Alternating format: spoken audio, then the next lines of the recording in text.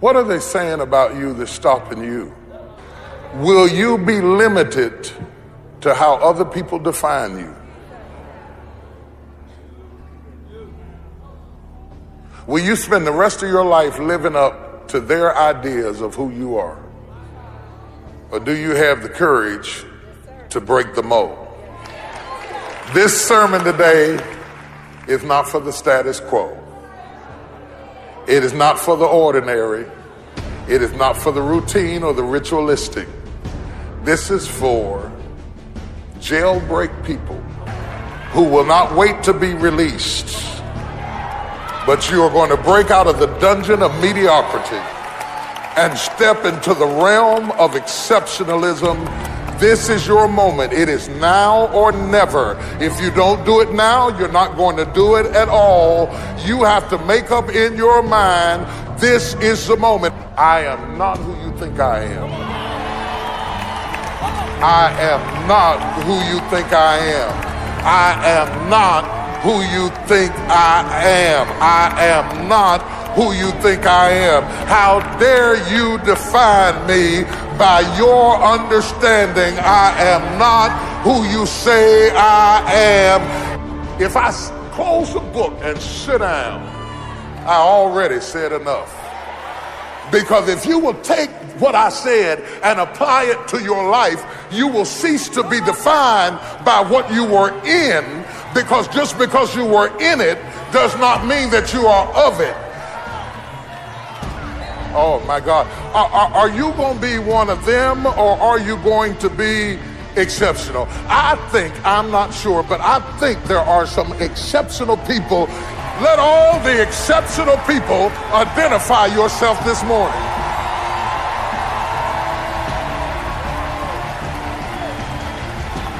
Everybody stayed except me. Everybody quit except me. Everybody fainted except me. Everybody committed suicide except me. Everybody died except me. Everybody lost their mind except me. Everybody quit.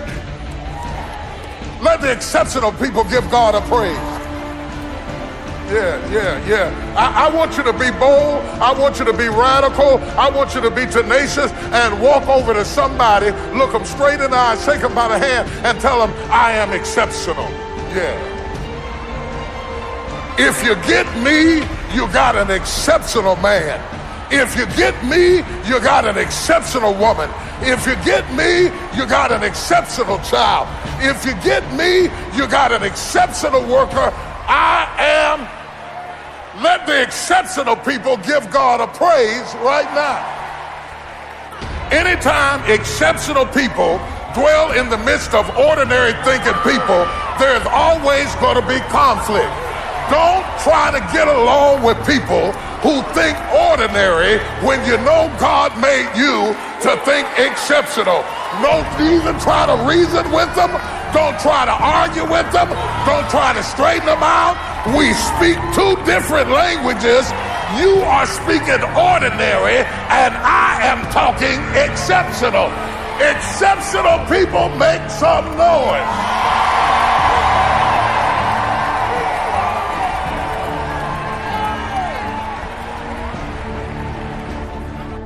This is a fight between ordinariness and exceptionalism. Your daddy is a carpenter. Stay in your place. Be like your kinfolks. Act like your relatives. Live like your neighborhood. What are you doing driving that kind of car? You mean you going to school? How dare you open up your own business? Stay in your place. You're supposed to be swinging a hammer, driving in nails. Stay in your place. I saw where you came from.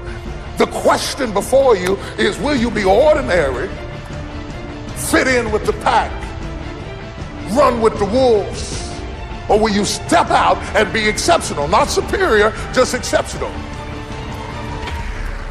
Root word to exceptional is accept. You can't be exceptional if you don't have the word accept. Accept. It happened to everybody. They all live that way. They all think that way. They all feel privy to that. Oh my God. Let all the exceptional people identify yourself this morning.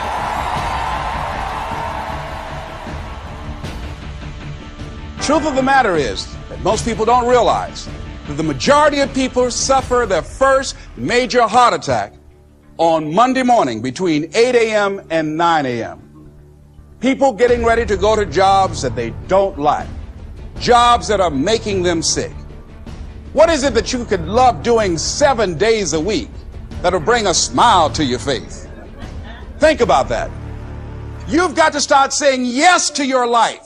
You've got to start saying yes to your dreams, yes to your unfolding future, yes to your potential. How many of you know within yourself, if you ask yourself the question, have I done all that I'm capable of doing or being and living up to my potential? How many of you have to really answer, no, I have not done all that I can do? Raise your hands, please. Okay, very good. Now, here's what we know. That people don't do what they know in life, but what they do is they operate within the context of the vision they have of themselves. So what I want to share with you is how to begin to get a larger vision of yourself and how to begin to make this your decade. Because in order to do that, it's going to be very challenging. It's going to require a lot of work on your part, an ongoing process of personal and professional self-mastery. And it's going to require that you begin to see yourself worthy of the requirements in terms of effort, in terms of commitment, in terms of action, in terms of preparation, or whatever it is that you need to do in order to take your life where you want to take it. So one of the first things I ask you to do is I want you to look at your life right now and think about something that's important to you, something that gives your life a sense of value. Think about something that you'd like to have or something you'd like to create for you or your family or for society. I want you to hold this thought in mind. Now, one of the first things I want you to do is don't worry about the inner conversation that you're going to have. Don't worry about how you're going to do it. That's going to come. You're going to develop a plan of action. You will find the way. You'll become the kind of person that can attract the people, the resources, and everything you need in order to make that become reality. But I want you to be mindful of your inner conversation. Now, I want to ask you a question. How many of you have ever thought about something you wanted to do and you talk you out of it? Raise your hand, please.